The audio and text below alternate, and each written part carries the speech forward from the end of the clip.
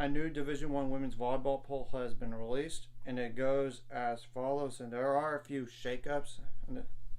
Wisconsin with 61st place votes, Nebraska with 4 first place votes, then Stanford, Washington State, Oregon, Louisville, Pitt, Texas, Florida, BYU, Georgia Tech, Tennessee, Arkansas, Penn State, Creighton, Minnesota, Kansas, Baylor, Purdue, Dayton, Houston, Kentucky, Arizona State, Ohio State, and tied at number 25, Auburn and Iowa State. Receiving vote teams are Western Kentucky with 81, Southern California has like USC with 56, UCF with 55, James Madison 34, NC State with 11, Marquette with 10, Rice with 10, Texas A&M 8, UC Santa Barbara 8, Pepperdine with 6, and the RPI has been released. The first RPI came out, and the days for the NCAA tournament, by the way, for Division I women's volleyball, the first and second round is round days are November 30th to December 2nd. So and the selection for it is November 26th. So yeah, it's not really winding down, but it's just a good measuring stick where you're at for the here and now. And I'm going to go over that as well. And I'm not just going to go over the just top 10 either. I'm talking about bubble teams in terms of RPI. And those things do matter, especially if you're going to try to host the first 2 rounds of the NCAA tournament, not just for the first 2, but potentially in the first 3 rounds. I mean, not just the first 3 rounds, I mean up to the final 4, the Elite 8. You could host it all the way up to then if you get high enough ranking.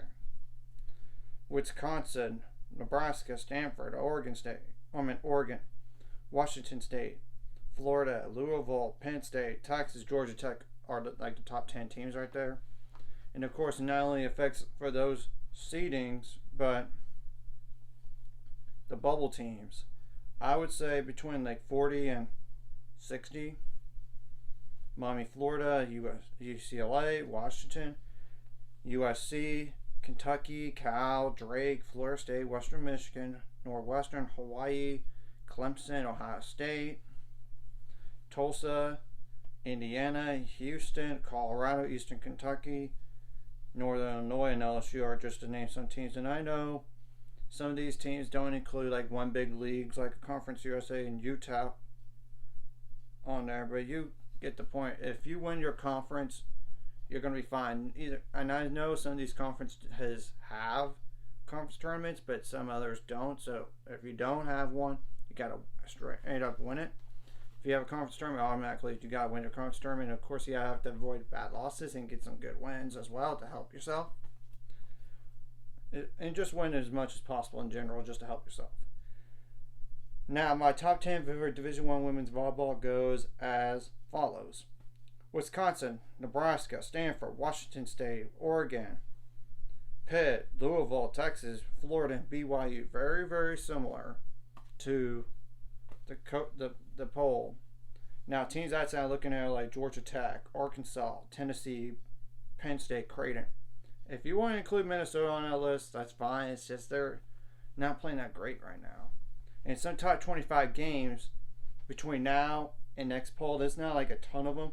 Number 17, Kansas at number 8, Texas, and they play twice. Number 25, Auburn at number 9, Florida. Well, Florida lost at home against A&M, so Auburn could very well go in there and win. Possibly, but not sure. Number 11, Georgia Tech at number 7, Pitt. Number 24, Ohio State at number 14, Penn State. Number 3, Stanford at number 4, Washington State. That's going to be a barn burner right there. And it could very well determine who wins the Pac-12, potentially. But you have to wait and see, on not just for those games, but what if some other upsets like ranked versus unranked upsets do occur, and that's only it's 2, 3, 4, 5, 6 games is just notable ranked versus ranked matchups. Anyways, if you like this content, hit like and subscribe. I'll see you guys later on the road to 600 subscribers now. Let's go.